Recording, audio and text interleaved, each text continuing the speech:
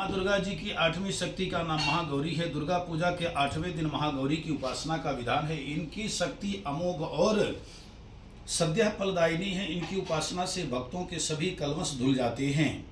ऋषि बोले, हे राजन, इस प्रकार मैंने देवी जी का उत्तम महात्म्य तुम्हें कर सुनाया। जिसने इस जगत को धारण कर रखा है वह देवी इस प्रकार के प्रभाव वाली है। वही देवी विद्या उत्पन्न करती है, उसी विष्णु की माया ने ही, हे राजन, तुमको इस वैश्य तथा और भी विवेकवान जनों को मोहित कर दिया है।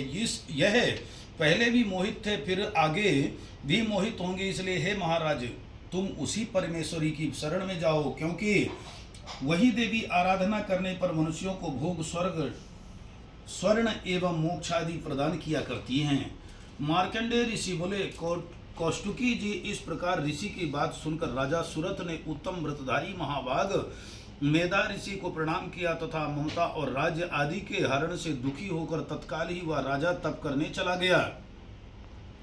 वह वैश्य भी नदी के समीप जाकर भगवती के दर्शनार्थ देवी के सूक्त का जप करने लगा और फिर राजा तथा वैश्य दोनों नदी के समीप मृतिका से देवी की मूर्ति बनाकर प्रतिदिन धूप, पुष्प और हवन तर्पण आदि से धीरे धीरे आहार थोड़ा करते हुए निराहार होकर एकाग्रता से देवी जी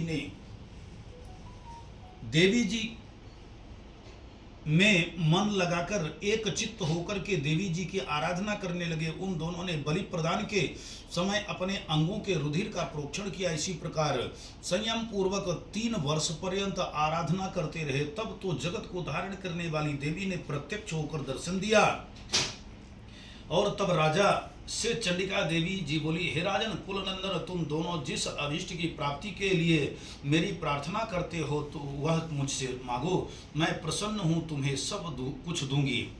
मार्कंडेय जी बोले, तब राजा ने तो दूसरे जन्म में अक्षय रहने वाला राज्य मांगा और इस जन्म में शत्रु सेना का बलपूर्वक नाश करके फिर अपने राज्य की प्राप्ति का वर मांगा। वैश्य का तो चित्त संसार से खिन्न हो चुका था, इसलिए उस बुद्धिमान ने उस ज्ञान का वर मांगा जिसके द्वारा संसार की अहंता, ममतात्मक आसक्ति नष्ट हो जाए।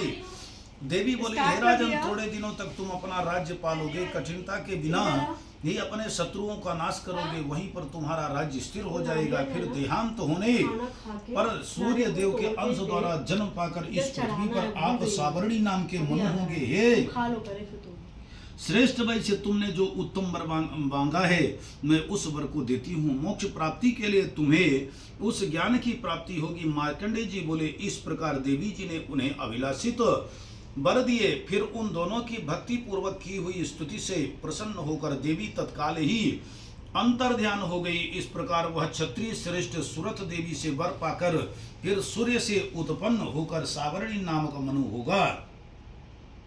भगवती बोली, मैं रुद्र, वसु, आदित्य और विश्वदेव रूप से सर्वत्र विचरती हूँ। मित्र, वरुण, इंद्र, अग्नि और अश्वनी कुमारों को भी मैंने ही धारण कर रखा है। सोम, याग, विश्वकर्मा, सूर्य और ईश्वर नाम के देव मैंने ही धारण कर रखे हैं, जो देवताओं के उद्देश्य प्रचुर हवि युक्त सोम यागादि का अनुष्ठान करते हैं। उन यजमानों का फल मुझ में विद्यमान है। इस ब्रह्मांड की अधिष्ठात्री, पार्थिव और अपार्थिव देने वाली मैं ही हूँ। ब्रह्म साक्षात संबित ज्ञान रूपा मैं हूँ। यह ज्ञान की सब उपासनाओं का मूल है। मैं ही अनंत जीवों में प्रविष्ट हूँ। देवता इस प्रकार अनेक भावों से मेरी उपासना करते हैं। जीव जो अन्नादि खाद्य द्रव्य भक्षण करता है, देखता है, वह प्राण धारण करता है तथा सुनता है, यह सब क्रियाएं मेरे द्वारा ही सिद्ध होती है। जो मुझको इस दृष्टि से नहीं देख सकते वे नाश को प्राप्त होते हैं। हे सौम्य, तुमसे जो तत्व कहे हैं उन्हें श्रद्धा पूर्वक सुनो। मैं यह उपदेश स्वयं दे रही हूँ। देवता और मनुष्यों द्वारा यही सेवित है।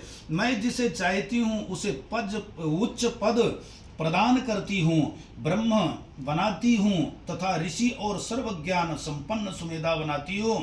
रुद्र के लिए धनुष खींचती हूँ। इस प्रकार मैं सर्वत्र व्याप्त हूँ। मेरी आत्मा ने जगत पिता को उत्पन्न किया।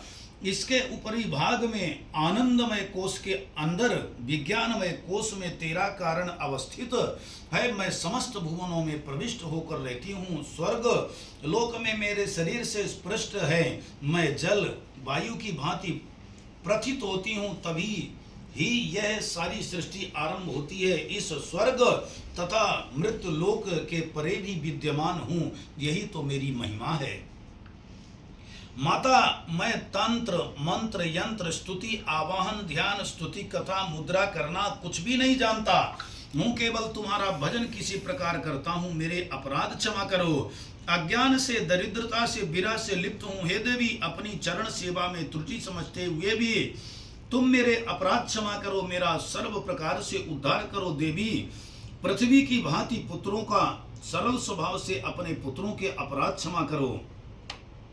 हे शिवे मेरा त्याग कभी न करो, समुचित रूप से मेरा ध्यान रखो। हे जगन्माता मेरी आराधना नहीं कर पाता हूँ, तब भी तुम्हारा स्नेह मेरे ऊपर निरंतर रहे। सभी को छोड़कर आपकी शरण में रहूंगा, मेरे इस शरीर को उपयोगी बनाओ। हे माता यदि आपकी कृपा मुझ पर न हुई तो मैं बिना सहारा इस जगत में उदर पोषक ही बना रहूंगा, स्वपाकी जलपाकी मधुपाकी होकर भी निराश्रित रहूंगा। चिरकाल तक कोटि सुवर्ण मुद्रा की इच्छा रखता हुआ तुम्हारा चिंतन करूं। हे जननी जपनीय जप विधियों का कैसे ज्ञान करूं।